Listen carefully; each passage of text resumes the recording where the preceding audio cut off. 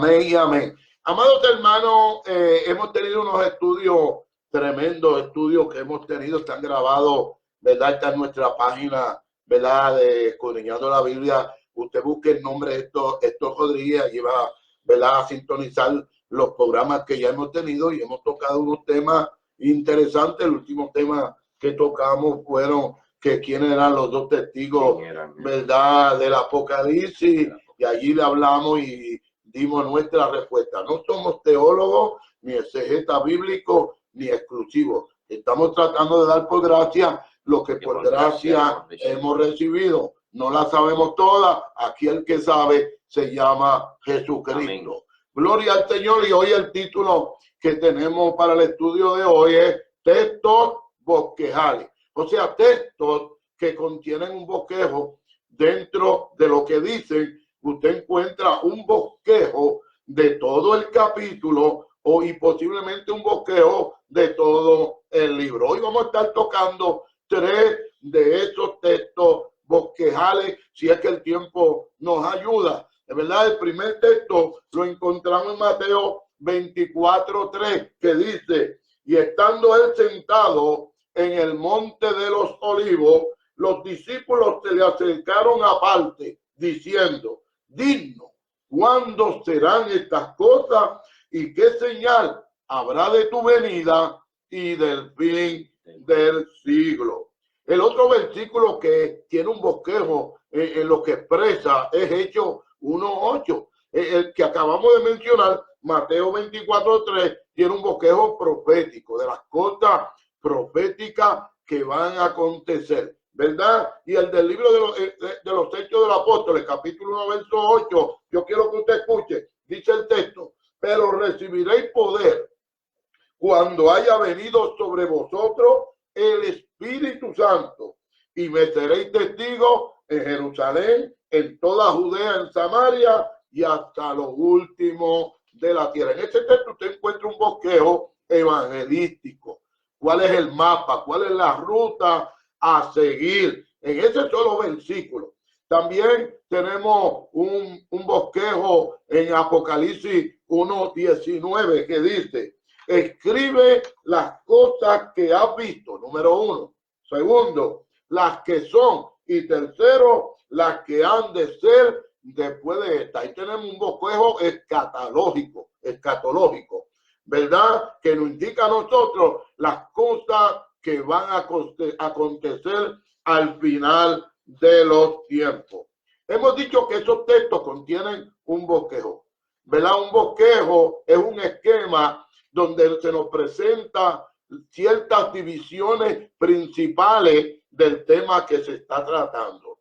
Y estos bosquejos, según la gramática, ¿verdad? Se marcan las divisiones principales con números romanos, y las divisiones que tienen que ver con este número, amén, se marcan, amén, con números arábigos, 1, 2, 3, 4. Y si hay algo más que decir sobre lo que se está hablando de esa primera división, se señala con letra, ¿verdad? Un bosquejo señala las divisiones del tema. Gloria al Señor. Y en estos 3 versículos nosotros encontramos que estos versículos contienen ciertas divisiones. Por eso es que nosotros llamamos textos de bosquejo, textos bosquejales, porque tienen ciertas divisiones, que estas divisiones nos indican el capítulo completo. Amén. Y posiblemente nos indican el libro completo donde está ese versículo. Por ejemplo, en Mateo, encontramos en Mateo 24:3, amén, la pregunta de Pedro. Pedro le pregunta al Señor: dinos, ¿cuándo serán estas cosas? ¿Qué cosa? ¿Y qué señal habrá de tu venida y del fin del siglo? ¿Verdad? 3. Parece una pregunta triple, una pregunta duple, ¿verdad? Y se pueden dividir, ¿verdad?, en 3 divisiones. Por esto decimos que ese texto es un texto, ¿verdad?, de bosquejo, bosquejar. Por lo tanto, Pedro le dice al Señor: dinos, ¿cuándo serán estas cosas? Ahora yo le pregunto a usted, ¿qué cosa? ¿Qué cosa? ¿Qué cosa es la que Pedro estaba preguntando al maestro? Dinos, ¿cuándo serán estas cosas? posiblemente muchos piensan que Pedro quería saber de las profecías, de las cosas que iba a hacer. No, pero esa es la segunda pregunta que él hace. ¿Qué señal habrá de tu venida? Quiere decir que las cosas no tienen que ver con las señales, porque la señal es la segunda pregunta. ¿Qué señales habrá de tu venida y del fin del siglo? Pero a la primera división, Pedro dice, dinos cuándo serán estas cosas. ¿Verdad? Estas cosas a las que Pedro quería saber, dinos cuándo serán estas cosas, tienen que ver con lo que el Señor acababa de decirle en los versículos anteriores. Por eso es que nosotros estudiamos, ¿verdad? En la homilética, en los estudios de gramática, estudiamos el contexto. Contexto son los textos, amén, que siguen al texto leído o los textos anteriores al texto que usted está leyendo. Eso se llama los contextos. Alguien dijo, amén, que donde, amén, no se usan los contextos, lo que hay es un pretexto, lo que hay es una excusa. Y a veces interpretamos mal las cosas por no leer los contextos. Cuando usted lee el contexto, amén, de esta pregunta en Mateo 24:3, que Pedro le dice, dinos cuándo serán estas cosas. En los primeros versículos, el Señor le dice algo a Pedro. Pedro le dice, maestro, mira qué clase de templo tenemos. Y el Señor le dice, Pedro, de cierto te digo, que no quedará piedra sobre piedra que no sea derribada de ese templo. A esto es que Pedro hace la pregunta, ¿cuándo serán estas cosas? Eso que tú acabas de decir, de que no quedará piedra sobre piedra, eso que tú acabas de decir, que nuestro templo va a ser destruido, amén, ¿cuándo serán estas cosas? Entonces, mire que hay un misterio bíblico, por eso es que se dice que hay que estudiar los pasajes paralelos. Los pasajes paralelos es los pasajes que indican la misma historia en otro lugar.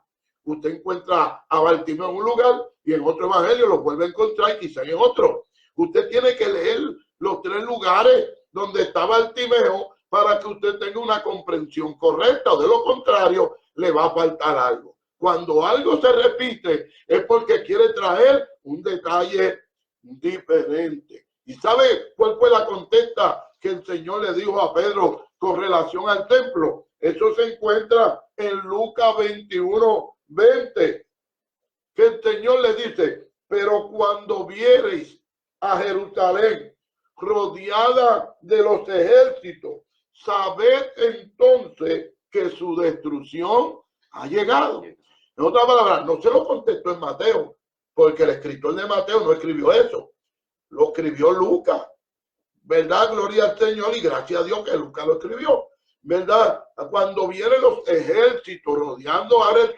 Jerusalén, sabéis que ha llegado la destrucción, hermanos, y eso aconteció literalmente 37 años después que Cristo le dijo esto a Pedro. Vino el general Tito, hijo del emperador Vespasiano de Roma, y destruyeron el templo y destruyeron la ciudad de Jerusalén, mi amados hermanos, ¿verdad? Entonces el Señor le contesta que cuando vienen los ejércitos rodeando a Jerusalén, entonces tú vas a saber cuándo serán estas cosas. La otra pregunta que está ahí envuelta, ve que es un bosquejo, entonces la segunda división del bosquejo profético es, ¿y qué señal habrá de tu venida y del fin del siglo? Hay dos preguntas ahí. ¿Qué señal habrá de tu venida y del fin del siglo? Son dos cosas por separado. Por eso decimos que es un bosquejo. Tienes cuándo serán estas cosas, qué señal habrá de tu venida y del fin del siglo. Tres divisiones, un bosquejo. Amados hermanos, dinos cuándo, qué señal habrá de tu venida. Y el Señor en Mateo del verso 4 al 8 comienza a darle las señales. Y le dice, no os engañéis. Desde que le dice, no deje que nadie los engañe. Hasta que dice que habrá peste, enfermedades y diferentes terremotos en diferente. Y ahí en el medio dice que oiré de guerra y rumores de guerra. Todo esto, amén, él la contesta a la segunda pregunta. ¿Qué señal habrá de tu venida? Amén. Y el Señor comienza a decir, no dejen que los engañe, hasta que termina en el versículo 7 diciendo que habrá peste, hambre y terremoto en diferentes lugares. Pero añade el Señor y dice, pero todo esto es principio de dolores. Este no es el dolor grande. A las mujeres encintas le da principio de dolores y eso es para avisarle que se vaya preparando. Pero cuando llega el dolor grande, dicen que eso es tremendo, hermano Camacho. No es lo mismo los principios de dolores que el dolor grande. Entonces Cristo dijo, estas señales que yo te doy, que son las señales que tú estás pidiendo, son principios de dolores. Amén, son las señales de... Y dice el Señor, pero aún no es el fin.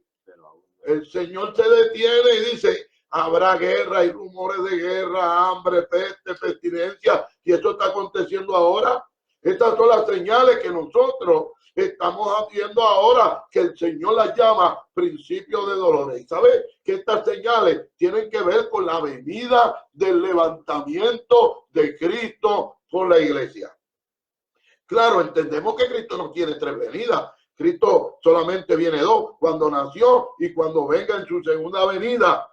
Pero cuando hablamos de la venida de Cristo, es que Cristo viene a quedarse en el cielo, a levantar la iglesia. Cristo no pone los pies en la tierra, por eso no es una venida en sí, porque el levantamiento de la iglesia y la segunda venida son dos facetas de la segunda venida de Cristo, cuando Cristo venga en gloria, y donde Apocalipsis 1:7 dice que todo ojo le verá. Eso es la segunda venida literal, cuando se cumple la tercera pregunta y el fin. Amén, la tercera pregunta que dice, ¿y qué señal habrá y del fin del mundo? La segunda venida va a comenzar el comienzo del fin del mundo. ¿Verdad? Gloria al Señor. Pero los principios de dolores, las señales que estamos viviendo, tienen que ver con el levantamiento de la iglesia, pero aún no es el fin.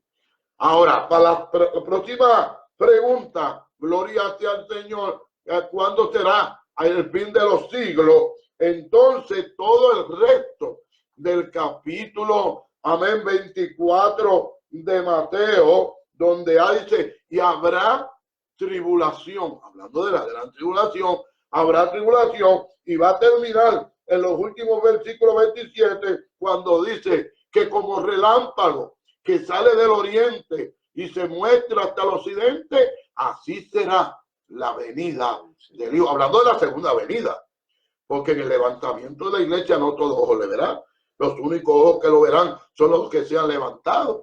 Pero en la segunda venida, todo ojo le verá. Todo el mundo verá al Señor venir, porque es el comienzo del fin del mundo. Gloria sea el nombre del Señor. Entonces, en ese versículo de Mateo 24:3 hay tres divisiones. ¿Cuándo serán estas cosas? ¿Cuándo será el templo destruido? El Señor le contesta a Lucas 21:20, ¿verdad? Luego la segunda división, ¿qué señal habrá de tu venida? Y el Señor habla de los principios de dolores, ¿verdad? Pero dice, no es el fin. Y la tercera división, ¿verdad? El fin del mundo, el fin del siglo, el fin del siglo, que tiene que ver con la segunda venida. Amén. Y del versículo 9 en adelante, el Señor da un montón de señales que tienen que ver con la segunda venida, y termina con el versículo, amén, 27, como relámpago que sale del oriente y se muestra hasta el occidente, así será la venida del Hijo del Hombre en gloria para esta tierra. Gloria sea al Señor. Usted nota que Mateo 24:3 es un texto que tiene un bosquejo que abarca el capítulo completo, ¿verdad? Del 3 al 8 tiene que ver con la segunda pregunta, y del 8 para adelante hasta el 27 tiene que ver con la tercera pregunta, el fin del siglo y del mundo. También queremos tocar en el libro de los Hechos, capítulo 1, verso 8, hay un bosquejo dentro de ese texto, un bosquejo evangelístico. Gloria al Señor. Voy a dar, hermano Camacho, que mencione a los hermanos que nos están sintonizando y haga una oración por ellos. Amén. Está nuestra hermana Pilar. Está yo vi Lugos, Frankie Hernández, Reina Ramos, ajá, Besabé Rodríguez, Josie Jusino y Abuelda Vicente, y hay otros más por ahí. Gloria, Aurea Bonet, la hermana Aurea Bonet, Dios te bendiga grandemente. Hermana María, amén. Nuestra tesorera, gloria al Señor, saludo especial para usted. ¿Hay alguien más, hermano Caballo? Amén, ahí Aurea.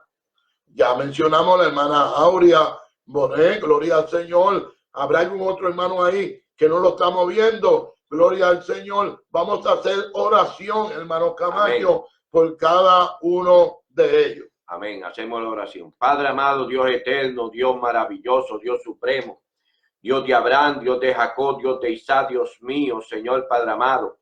En esta hora, mi Dios, venimos delante de tu presencia, mi Dios Padre amado, para presentarte, Señor Padre amado, los quebrantados de salud, Señor, y los que están en la lista, mi Dios Padre amado. Señor Padre amado, mira sus peticiones, mi Dios Padre amado. Yo te pido en el nombre poderoso de Jesucristo, Jehová Padre amado, que tú, Señor Padre amado, te metas, Señor, en sus peticiones y seas contestando conforme a tu voluntad, conforme a tus riquezas en gloria, mi Dios Padre amado. Que tu bendición fluya de una manera especial, mi Dios Padre amado. Que podamos escuchar testimonio, mi Dios Padre amado, que tú le has contestado, Señor Padre amado, sus peticiones, mi Dios Padre amado. En el nombre poderoso de Jesucristo te lo pedimos.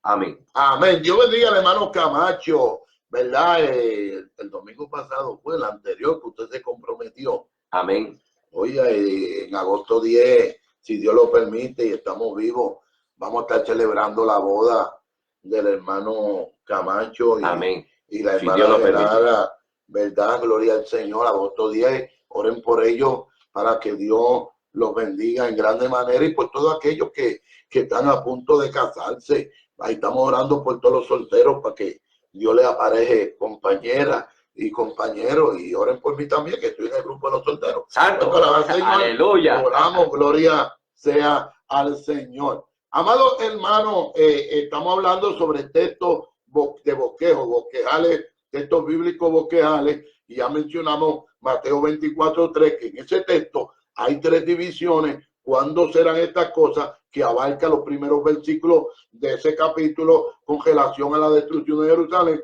y luego qué señal habrá de tu venida, que abarca los versículos 4 al 8, que son principios de dolores que tienen que ver con el levantamiento de la iglesia, que es lo que usted y yo estamos viviendo ahora. Gloria al Señor. Y luego qué señal habrá del fin del siglo, o sea, siglo, el fin del mundo, que tiene que ver con la segunda venida de Cristo, donde comienza diciéndole el Señor que entrarán en tribulaciones, y termina en el versículo 27 diciendo que como relámpago que sale del oriente y se muestra hasta el occidente, así será la venida del Hijo del Hombre, hablando de la segunda venida literal, ya que sabemos que en el levantamiento de la iglesia el Señor no viene a la tierra, sino que se queda en los aires, se conforme a 1 Tesalonicenses capítulo 4 versos 6 y 7. Ahora, tanto el levantamiento de la iglesia como la segunda venida en sí son 2 facetas de la segunda venida. Y alguien me preguntó, me dijo, ¿por qué 2 cosas? ¿Por qué el levantamiento no ocurre el mismo día de la segunda venida? Hay muchas razones, pero si las 2 fueran a la misma vez, hubiera la profecía de la semana 70, no se cumpliría la última semana 70, ¿verdad? Donde se levantaría un rey, etcétera, etcétera. Esto no se levantaría, no sucedería, y muchas otras cosas más no acontecería. Es como alguien me preguntó, ¿y por qué con la segunda venida del Señor no se acaba todo y nos vamos para el cielo y nos vamos para la eternidad? Porque un milenio, hay un milenio literal, y hay razones por las cuales el Señor, por así decirlo, se ve obligado a instalar un milenio literal. Después del milenio el diablo es soltado, entonces todo el mundo comparece ante el juicio final. Digo, los pecadores, porque los cristianos vamos a estar en el juicio final, no para ser condenados, sino para juzgar. Gloria sea al Señor, ¿verdad? Y hay cosas que están así en la palabra del Señor. Pero en el libro de los Hechos de los Apóstoles, capítulo 1, verso 8, hay otra división. Recibiréis poder. Ahí no está hablando de salvación. No está hablando de salvación. El escritor dice, y recibiréis poder. Una cosa es salvación y otra cosa es poder. Amén. Para ser testigo. Para ser testigo, primero hay que ser salvo naturalmente y luego hay que recibir poder para ser testigo de Cristo. ¿Verdad? En el Antiguo Testamento, amén, el pueblo de Israel era llamado, según Isaías, a ser testigo de Jehová. Pero en el Nuevo Testamento, en ese versículo, capítulo 1, verso 8, dice, y recibiréis poder y me seréis testigo. ¿Quién dijo eso? Jesús.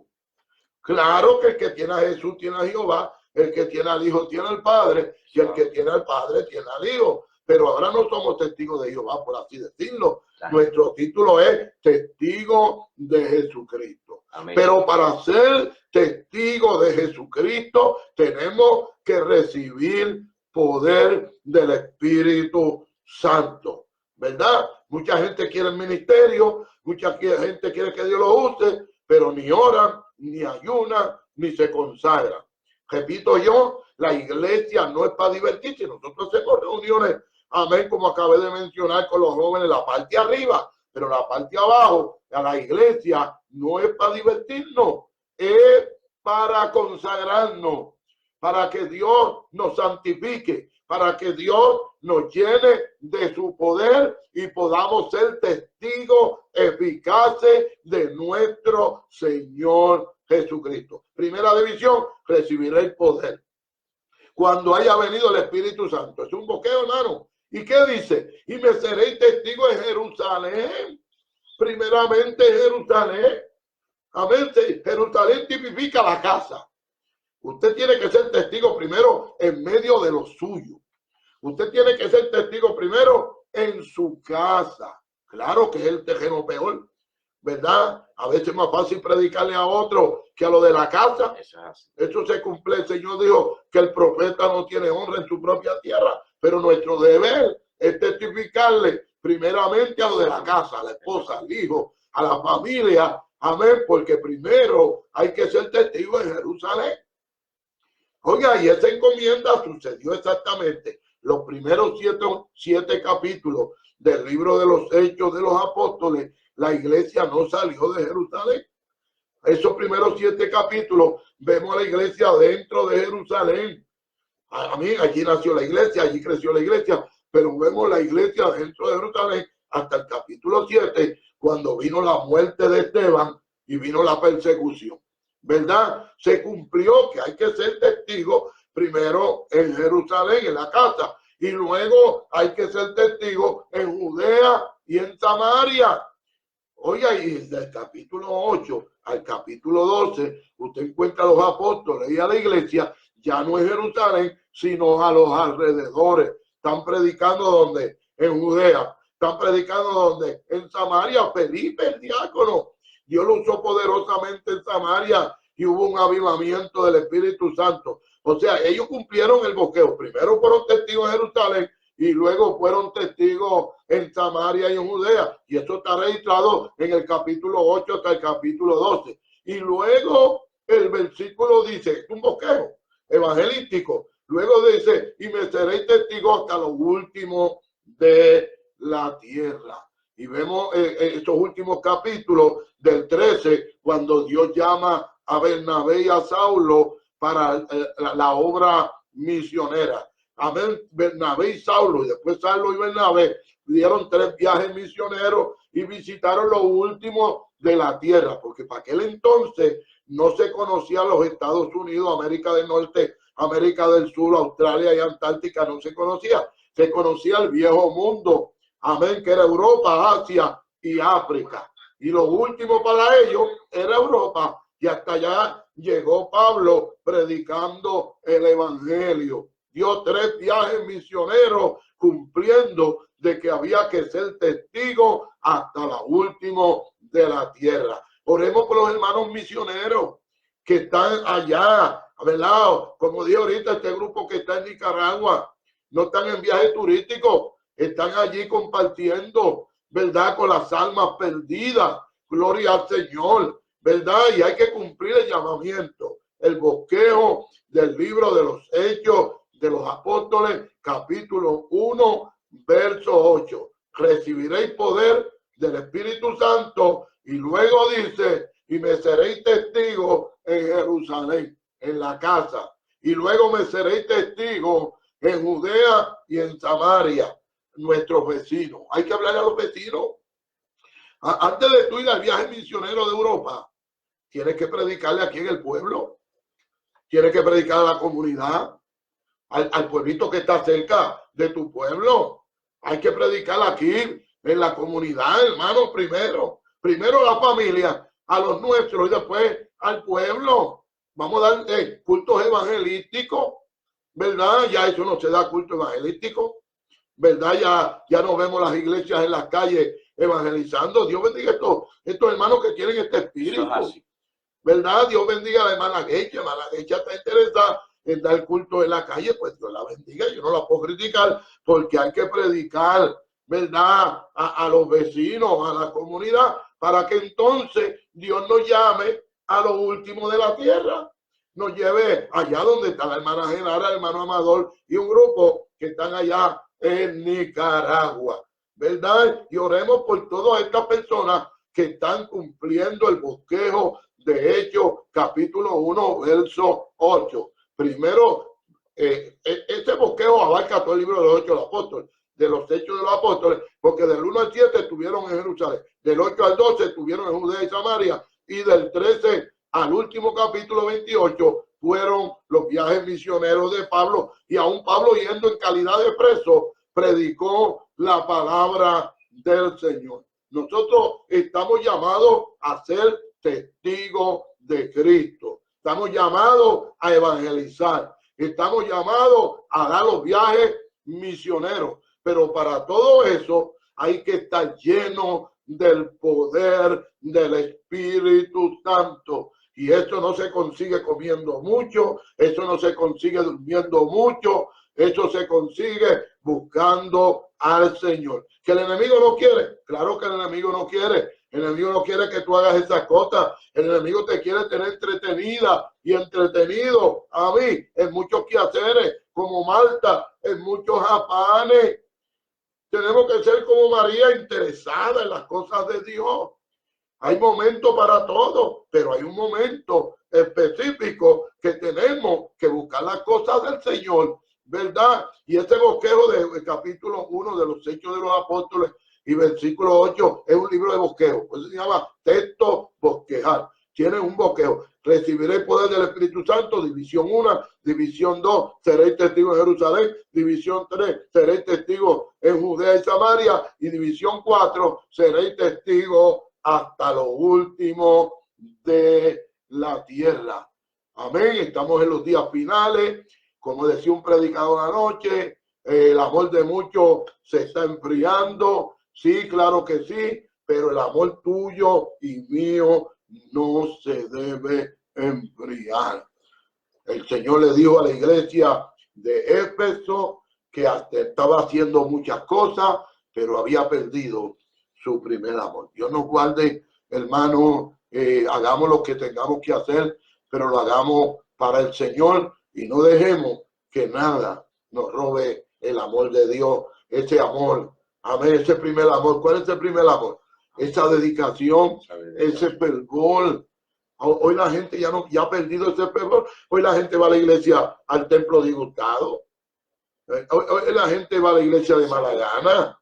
Nosotros tenemos que ir a la iglesia, perdón, al templo con fervor, con gozo. Ah, que tienes 40 años en el evangelio. Ahora es cuando más tú tienes que buscar de Dios. Eso es así. Ahora es cuando, porque la muerte está cerca. Está cerca la venida, la muerte está cerca. Exacto. Entonces, ahora es cuando más tenemos que buscar de Eso es amén. ¿Verdad? Hace poco yo le dije a la iglesia en varias ocasiones que después de 40 años, amén, sirviéndole al Señor, o 45, ahora me doy cuenta que necesito más de Dios, hermano. Necesito más de Dios. Hay gente que cree que ya se van para el cielo, amados hermanos, y viven abandonadamente, viven como quiera. Pero, hermano, Dios está buscando testigos. Dios está buscando testigos que le adoren en espíritu y en verdad y que lleven las buenas nuevas de salvación. Claro, tú no puedes llevarle a nadie lo que tú no tienes.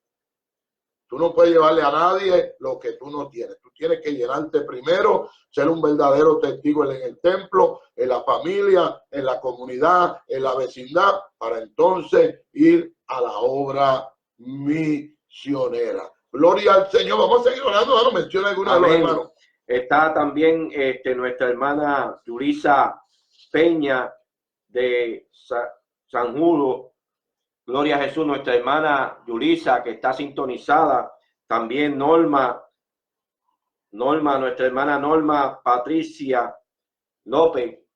Seguro que están allá en Calle Germán porque ya están sintonizadas. Gloria a Jesús. Ya mismo vamos para allá. A esas hermanas. Ya mismo, hermana Norma, ya mismo vamos para allá, ¿verdad? Ya mismo vamos para allá para el culto de hermano Germán. Eso es amén. Estamos aquí predicando y escudriñando la Biblia. Nosotros estamos escudriñando esos 3 versículos una vez más ante el público para que sepan que como ese versículo, esos 3 versículos, hay un montón de versículos que son los versículos bosquejales porque tienen un bosquejo que abarca todo el capítulo o que señala todo el libro, como el libro de los Hechos Apóstoles. Usted con el versículo 8 ya se da cuenta que los primeros 7 capítulos eran en Jerusalén y del 8 al 12 era en Samaria y Judea y del 13 al final, al 28, era lo último de la tierra. Quiere decir que el bosquejo se cumplió y nosotros también tenemos otro texto que lo queríamos tocar, que era Apocalipsis 1:19. Si no nos da el tiempo,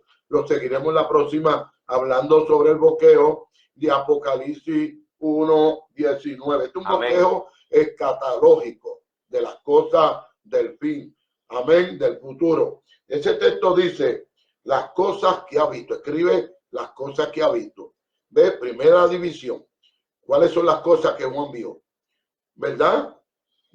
Ya muchos de nosotros sabemos porque hemos estudiado, pero las primeras cosas que el Señor vio, que Dios le mandó a escribir, fue que él tuvo una visión del Cristo glorificado. Dios bendiga a Germán, que está sintonizado. Que vio a Cristo con pelo blanco, largo, con vestidura blanca, con bronce bruñido, con ojos como llama de fuego, ¿verdad? Vio a Cristo glorificado. Y eso el Señor le dice a Juan, escribe las cosas que había. Él la escribió. Usted lee el capítulo 1, allí él le va a narrar a usted que él tuvo una experiencia, una visión con el Cristo glorificado. Después se escribe las cosas que son.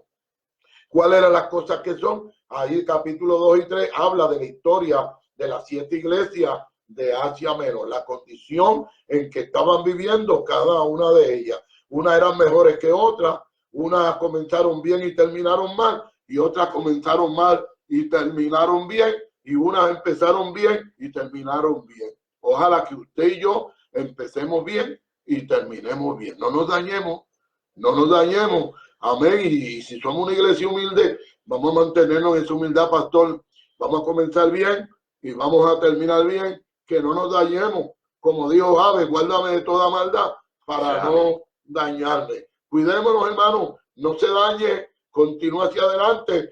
Vaya hacia la perfección. Amén. Y vamos a seguir escudriñando la escritura. Y ese Apocalipsis 1 dice, escribe las cosas que son, está en el capítulo 1, concerniente al Cristo glorificado, escribe las cosas que, las cosas que ha visto, capítulo 1, el Cristo glorificado, las cosas que son, la historia de las 7 iglesias, la condición de cada una de ellas, unas eran espirituales, otras eran carnales, etcétera. Amén, escribe esa historia y eso concierne a la iglesia. Estas 7 iglesias número 7 perfecto de Dios, nos hablan de la iglesia de Cristo en estos días. Amén. De la misma manera que unas estaban encendidas y otras estaban apagadas, que lo único que le quedaba el nombre. Hoy en día existen congregaciones, aunque son pocas, que están encendidas, y otras que lo único que le queda es el nombre. El nombre, y hay que ir allá a la iglesia y bajarle rótulo.